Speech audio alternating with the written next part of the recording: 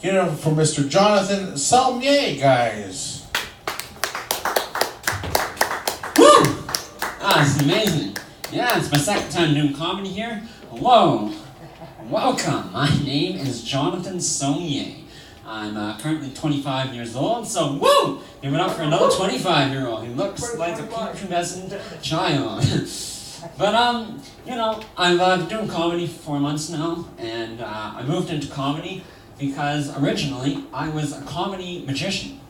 And, yeah, it's true. I do a 45-minute act show up at a place in Campbellville at a workplace called the Toronto West KOA. Now, I've been doing magic my whole life, and I know because when I was a kid, I asked my mom where my dad went. And, well, she responded with, well, son, that's how you got into magic, because you made him disappear. Then I realized, I guess that is why I've been in magic my whole life, because I've spent the last 25 years trying to make him reappear. Oh, wow, that's a dark one. But I'll tell you a little bit more about myself. For one, I smoke weed. Woo! That is true. Yeah, that is a fun fact. One thing I disagree, though, is that people say weed smokers are lazy and forgetful. I disagree. One, I've never forgot to go pick up, and two, I've never forgot to smoke.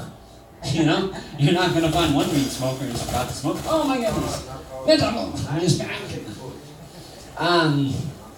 Another fun fact, though, wow, I am forgetting my set already. That's okay. We're going to tell you another joke about my parents, because I have two of them, and I love them both. Like, for example, I have my dad on one side, and I have my stepdad on another side. Now, I try and write comedy about them because, you know, they've been such a big influence in my life that I had to write something about them, right? And it was going to be positive. Write one clean joke, at least in my set, you know, so some people can respect me. But my brain was like, no, we're going to fuck that. You can't write a clean joke. Instead, I want to know who's richer, which one has your name on the inheritance, and how much time you have to go. Oh, wow, that's another dark one. Oh, buddy. Wow, that's a little snippet into my brain. Should be in a mental hospital. Wow. Because I think that's probably the worst thing I've ever said. But, you know, let's keep on that train and tell you a fun fact.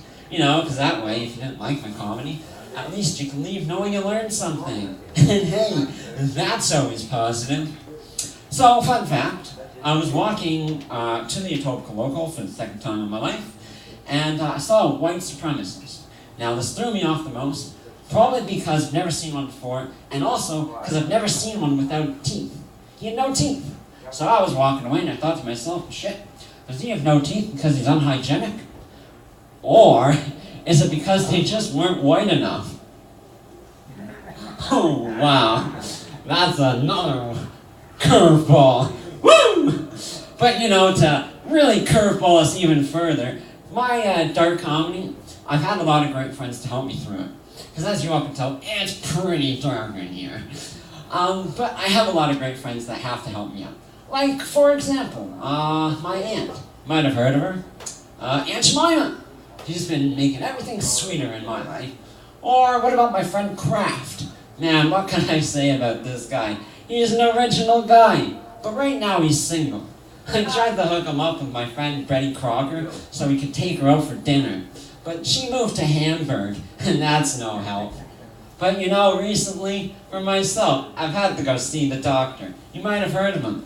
Dr. Oker. I think he's the best. Because it used to be a monthly thing for me, but I had to change it to a daily thing to try and cure my sadness. But it's okay when you have your two best friends by your side. You might have heard of them too. Ben and Jerry, because they gave me 31 reasons to keep living. And since I'm still living, which has been great, you know, I've had to write comedy, because you can't do the same jokes over and over again. And thinking about comedy, you know, I get a lot of inspiration from different places. Like, for example, Instagram. You know, that's one place that gave me inspiration. Because when I was thinking about the hashtag, I really don't think certain people understood really what the hashtag represents. Because, like, for example, there's a hashtag that's been flying around in the media for the past while, and it's the hashtag #MeToo. Right? And if you don't know what that's about, it's about, sexual harassment. Now, no offense to ladies, but I don't think the one who created that really understood what she was creating. Because here's the thing, I was born in 1993.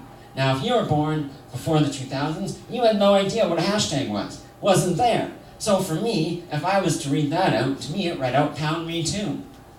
No offense, Marlene, but really, if you're not looking to get fucked, maybe throw around a phrase saying pound me too probably isn't the greatest thing to prevent it. Just saying. Wow, before you move south, I'm going to get into another joke, because I can already see the plane leaving. But, I was buying pizza the other day, and this is one thing that's actually kind of really confused me, okay? Why do you, when you buy pizza, why does the lady behind the counter always tell you, do you want a receipt? It makes no sense to me, because it's not like I'm going to eat the receipt. And if I could eat the receipt, they're going to charge me for the receipt. It makes no sense. And at the same time, it's not like I'm going to go back in the pizza place with the receipt asking for a refund. It's just not going to happen. It also confuses me. Why can you buy a hamburger and the hamburger comes, but with no ham? Bullshit. I've been going years buying hamburgers. Comes with no ham. None whatsoever. But if I ask for the ham, they charge me for it. Bullshit. I could ask to take the whole salad off the burger, and it's free. But then I ask them for, the ham in the hamburger, and they want to charge me $3. It's bullshit. What also I don't understand? Why do our feet smell and our noses run? Makes no sense to me. How come you can drive on a parkway, but you park on a driveway? I don't get that. Or how come you can drink a drink, but you can't food a food? It makes no sense to me. Just like when someone tells me robbing a bank is a bad idea. I disagree. Because for the next 10 years, your food and rent bills are going to be covered whether you succeeded or not. And that to me sounds like a pretty good damn deal. Right? I think so. So I feel like I'm flying through this a lot faster than I thought I was going to, but, I'll do a couple more. And what will I do for you guys today?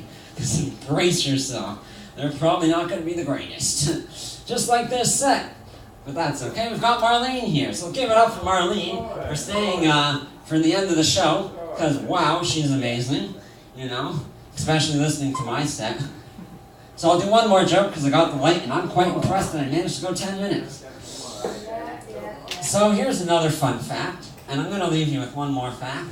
That's because clearly no one's laughed at my jokes, so at least you're going to leave knowing you learned something. And so, sorry if you're religious, but I find this funny. So, the Pope, you might have heard of him, for example, Pope Francis. Fun fact about him.